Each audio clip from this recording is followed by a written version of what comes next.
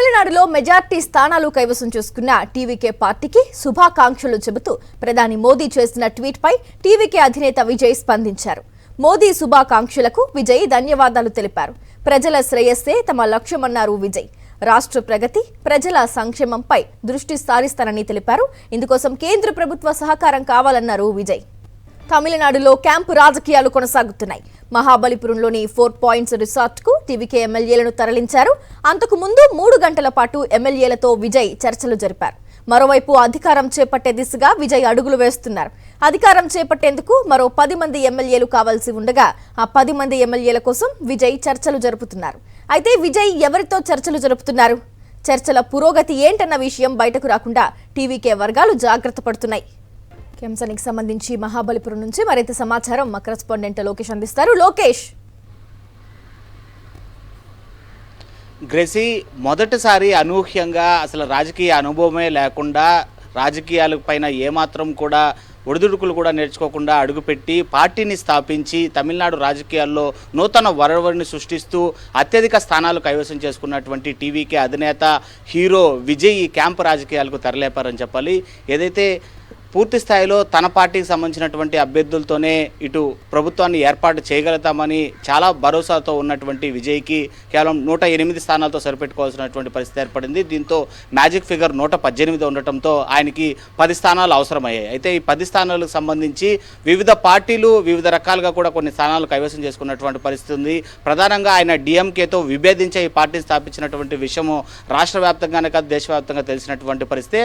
అనూహ్యంగా డిఎంకేని పక్కన పెడితే ఏఐడిఎంకే దాదాపు 47 స్థానాలను కైవసం చేసుకునింది.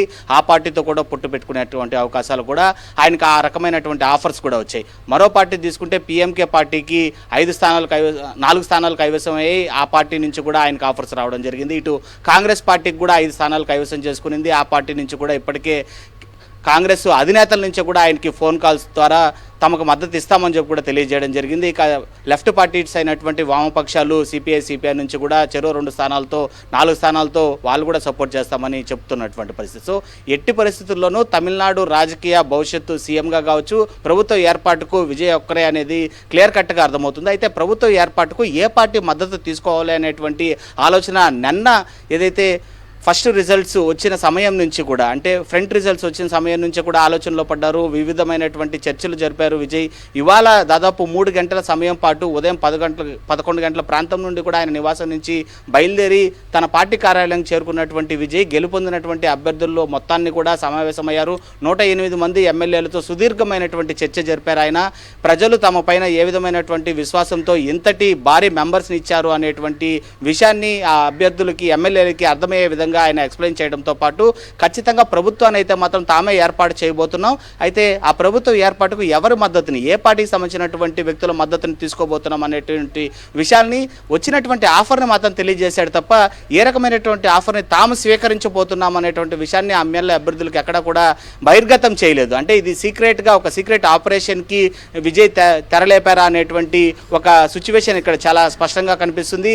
అందులో భాగంగానే కూడా గవర్నర్కి సమర్పించినటువంటి లేఖలో ఏదైతే ఈమెయిల్ ద్వారా గవర్నర్కి పంపినటువంటి లేఖలో కూడా అది మరో ఉదాహరణగా కూడా చెప్పొచ్చు. తాము ప్రభుత్వం ఏర్పాటుకు అనుమతి ఇవ్వాలి, ఆ విధమైనటువంటి అపాయింట్మెంట్ కూడా ఇవ్వాలని చెప్పి గవర్నర్ రాజేంద్రన్ కోరినటువంటి విజయ్ కూడా తన బల నిరూపణ కోసం 2 వారాల పాటు గడువు కూడా కోరినటువంటి పరిస్థితి. అంటే ఏ పార్టీల యొక్క మద్దతుతో తాను ప్రభుత్వాన్ని ఏర్పాటు చేయబోతున్నా అన్నటువంటి విషయాన్ని గవర్నర్కి పంపినటువంటి ఈమెయిల్లో కూడా చర్చించలేదు. సో ఈ నేపథ్యంలోనే తమ ఎమ్మెల్యేలను కాపాడుకునే రీతిలో పూర్తిగా తమ ఎమ్మెల్యేలను కూడా ఒక రిసార్ట్కి తరలించినటువంటి పరిస్థితి ఉంది. అదే మహాబలిపురంలో ఉన్నటువంటి రిసార్ట్. ప్రస్తుతం మనం అక్కడ ఉన్నాం. అయితే ఇది క్యాంప్ రాజకీయంగా కూడా ఇక్కడ తమిళనాడు వ్యాప్తంగా కూడా ఒక చర్చ జరుగుతుంది. Gracie, right, thank you Lokesh.